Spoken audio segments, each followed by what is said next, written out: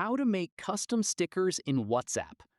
In this tutorial, I'll show you how to make stickers from your photos and how to generate directly inside WhatsApp on both iPhone and Android. Start by opening WhatsApp and selecting any chat conversation.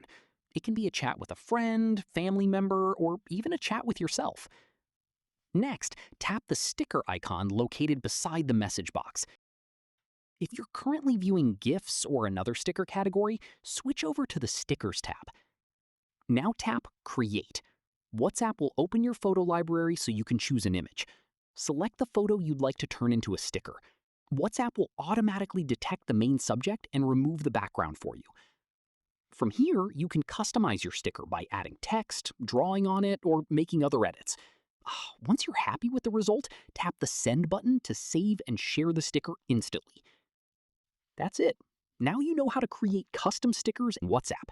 You can access them anytime from the stickers section and send them in any chat.